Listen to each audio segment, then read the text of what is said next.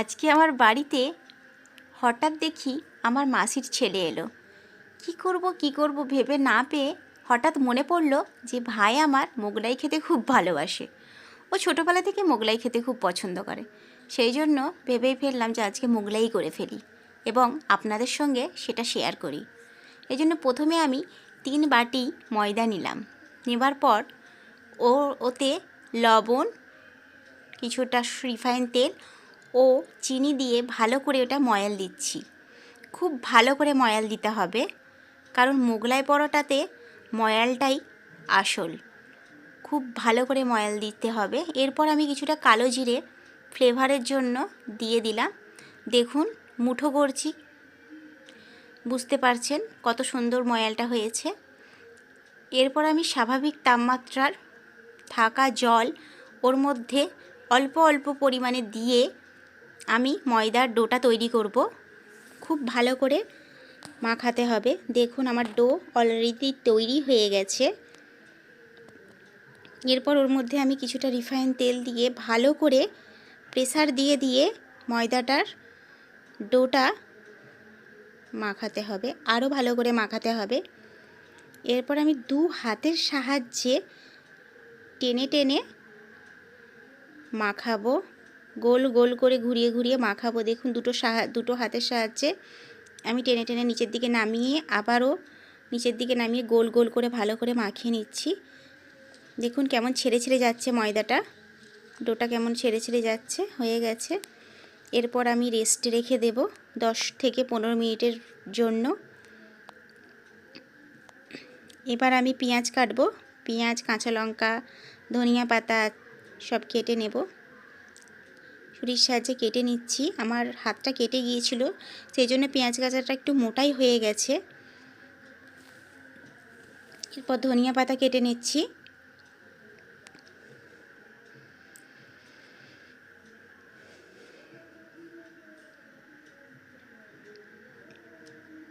আমি যখনই রান্না করি আমার মেয়ে আমার কাছে বসে থাকে।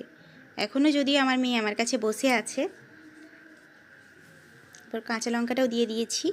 এবার ওর মধ্যে লবণ দিয়ে ভালো করে মথে নেব। যেহেতু মোটা মোটা করে পেঁয়াজটা কাটা হয়ে গেছে, সেহেতু আমি লবণ দিয়ে ভালো করে মথে নেব, যাতে পেঁয়াজটা একটু নরম হয়ে যায়। আমি পেঁয়াজটা ভালো করে মথে নিচ্ছি, একটু চাপ দিয়ে দিয়ে ভালো করে মথে নিচ্ছি। আমি এটা রেখে দিচ্ছি কিছুক্ষণের জন্য। অন্যদিকে আমি ডোটা রেস্টে রেখেছিলাম। রেস্ট থেকে বার করে আমি ওটা ডো থেকে লেচিগুলো কেটে নেব। দেখুন কত সুন্দর ডোটা তৈরি হয়েছে, নরম। এবার আমি ডো থেকে লেচিগুলো কেটে নিচ্ছি। ওর মধ্যে একটু তেল দিয়ে দিলাম এবং বেলন চাকিতেও আমি তেলটা একটু ভালো করে মাখিয়ে নেব, যাতে ওতে ধরে না নেয়।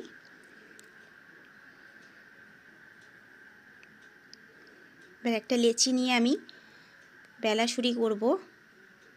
দেখুন বেলা শুরু করে দিচ্ছি। আমি কিন্তু খুব ভালো করে গোল করতে পারি না।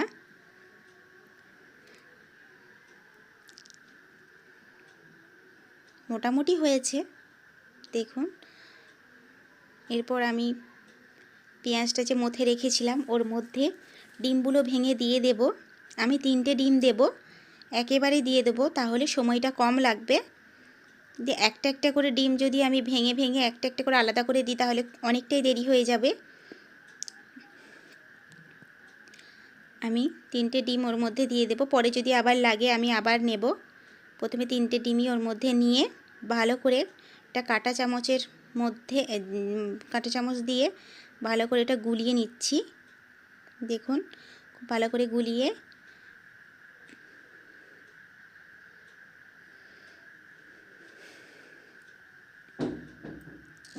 রেখে দিচ্ছি। এবার আমি কড়াই বসিয়েছিলাম, তেল দিয়ে বেলে রাখা ময়দার রুটিটা ওর মধ্যে দিয়ে দেব। দেখুন গোল হয়নি, চৌকো হয়ে গেছে। যা ওর মধ্যে এবার ডিমের পুরটা দিয়ে দেব। দেবার পর কাঁচা অবস্থাতেই ওর কোন পরোটার এগুলো ভাঁজ করে নিতে হবে, কারণ টেনে গেলে ওটা আর আঁটবে না। দেখুন কাঁচা অবস্থা আরেকটা হাতের সাহায্য নিচ্ছি। এবার ধীরে ধীরে করে নিচ্ছি। দেখুন ফোল্ড হয়ে গেছে, আরেকটা বাকি আছে, হয়ে গেছে। আমি পুরোটা ভর্তি করছি না, মাঝখান থেকে ডিম দেখা যাচ্ছে। আমি এবার ঢাকা দিয়ে দেব, কারণ কাঁচা রয়ে যাবে, লো ফ্লেমে ভাজতে হবে, নাহলে কাঁচা রয়ে যাবে। আমি মাঝখানটা এই কারণেই পুরো বন্ধ করিনি, এই জন্যই তে কাঁচা না রয়ে যায়। আমি সেটাকে ঢাকনা দিয়ে রেখে দিয়েছি। অন্যদিকে আরেকটা লেচি নিয়ে আমি বেলতে আরম্ভ করেছি। এটা মোটামুটি গোল হয়েছে, রেডি হয়ে গেছে এটাও। সেটা আমি একবার ঢাকনাটা খুলে দেখে নেব। দেখুন লাল লাল হয়ে গেছে।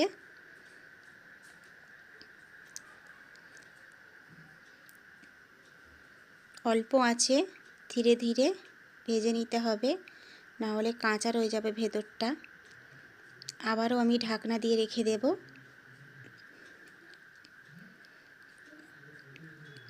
বেলা হয়ে গেছে, সেটাও হয়ে গেছে। এবার আমি তুলে নিচ্ছি এবং দ্বিতীয়টা আমি আবার ফ্রাইং প্যানে দিয়ে দিলাম, ওতে আবার ওটা দিয়ে দিলাম। এবার ওটা মুড়িয়ে নিচ্ছি, আবারও কাঁচা অবস্থাতে মোড়াতে হবে। একটু দেরি হয়ে গেছে, টেনে গেছে, যাই হোক একটু এরকমভাবে মুড়তে হবে। এটা গন্ডগোল হয়ে গিয়েছিলো, আবার একটা নিয়েছি, নিয়ে আমি একটু কাঁচা অবস্থাতে ভালো করে মুড়ে নিচ্ছি। তেলটা আমি পরে দিচ্ছি। দেখুন উল্টে নেব, হয়ে গেছে। এবার আমি ছুরির সাহায্যে পিস পিস করে কেটে নিচ্ছি।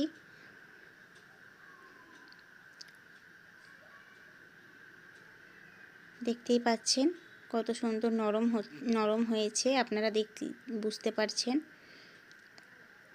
আরেকটাও কেটে নিচ্ছি, খাবার জন্য রেডি করে নিচ্ছি।